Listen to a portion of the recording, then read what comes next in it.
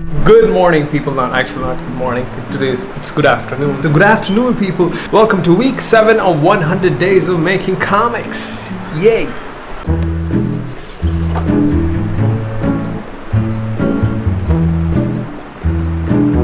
So this is the illustration I did for the front cover of this comic book, but the thing is, yeah, it's not looking good. The post looks a bit weird. This part is too big, this part is too small. The illustration is good, but the thing is, I'm not happy with the post, but I'm just gonna use it for something else, you know, color it and use it for something else. But the thing is, I need to do a cover.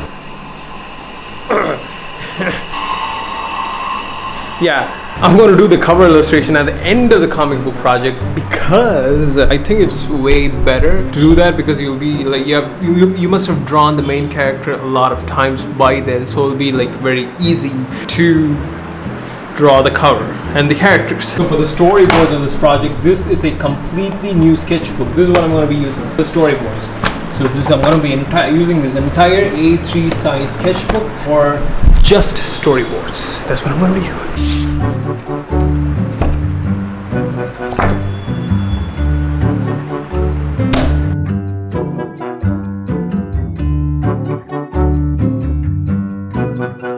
So here's what I'm actually going to do. The first part of my comic starts with this legend thingy. So it's like a bunch of illustrations. It's like an accordion illustration, meaning every single illustration, every single page goes with one another. These things go together.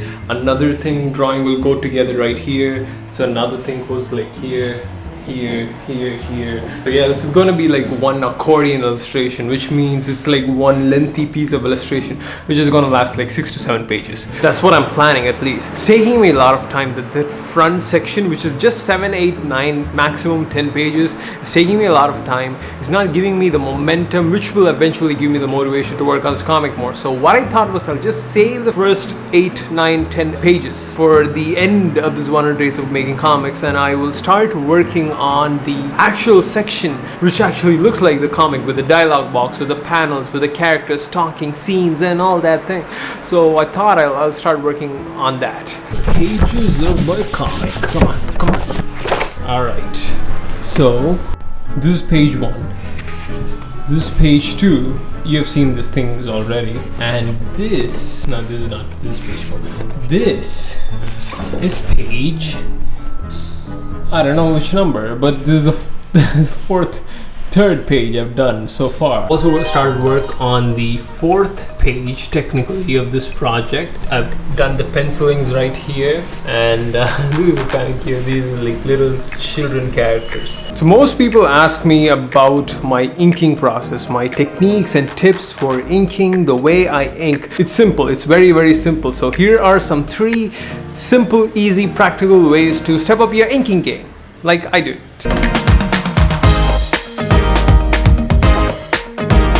So the tools that I'm using are one Pentel Pocket brush pen with a Pentel Quink ink, which is just an ink bottle. I just dip the pen into the ink bottle and I just ink, and I use another ballpoint pen to, you know, have some cross hatching and hatching to my drawings, which kind of adds these shadows and effects and shades to my drawings. So those are the tools that I use. Tip number 1 for inking is to ink in 3D. What does that mean? To ink in 3D is to look at your drawing and imagine it as a 3-dimensional object on paper instead of a 2-dimensional object. It also applies to drawing, which is to draw in 3D, to draw your drawings in such a way that it's got some depth to it. So that actually makes a lot of difference and really separates the beginner artist from the professional. Tip number 2, line weights. Line weights vary it thickness and the thinness of your lines. It really it's important, because that's one of the things that I use to make my drawings that look the way they do, because I like line weights. I like thick and thin lines. I like line variation. If the line is just one line which has the same weight throughout the whole thing, it's not fun. So how do you incorporate line weights into your thingy? It's simple. I have this technique called start light, go thick and end light. So what does that mean? You put a stroke with your Pentel Pocket brush pen or whatever you use on the paper, and when you do that, you start with a thin line, a very thin line. Then as you go gradually into the stroke, you get it a bit more thicker than you started. Then, and when you end that stroke, you end it a bit thin. So that's how you do it. You put a lot of strokes on your drawings, and each and every stroke, try to vary vary the line weight. And also another thing to keep in mind while using line weights in your drawing is to use thicker lines at the shadow areas and thinner lines at the areas where the light affects the object. So it's really easy, you know, use these simple tricks and just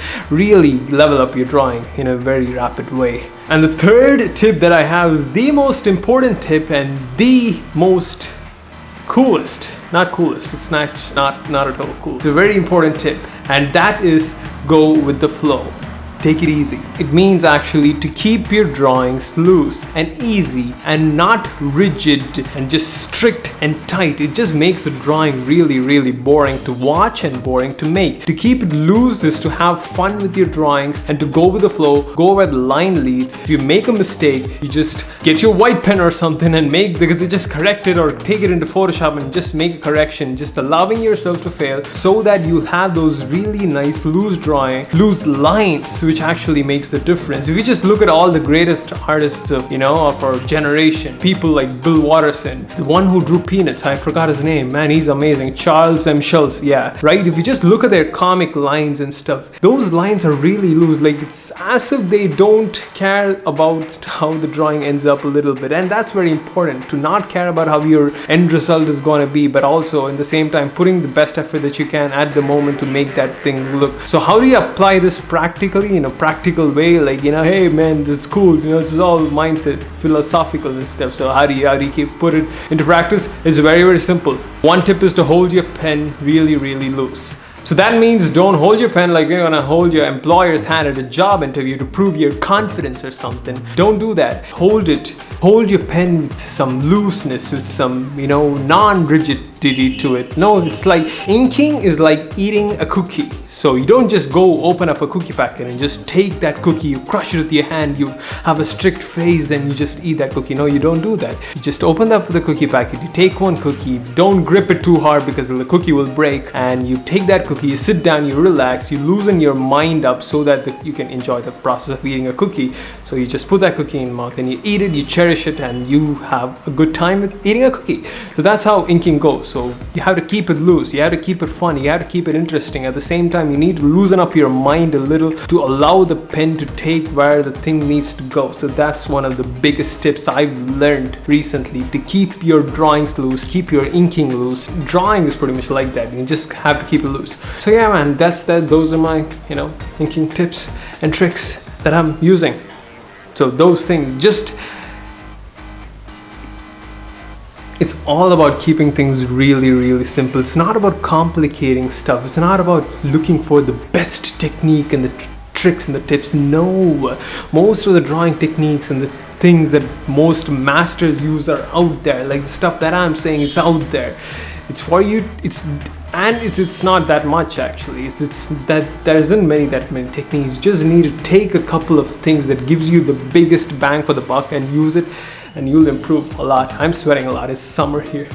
I'm sweating a lot. So yeah, that's pretty much it for this episode of 100 Days of Comics. I will see you guys later. Okay, I dropped my camera.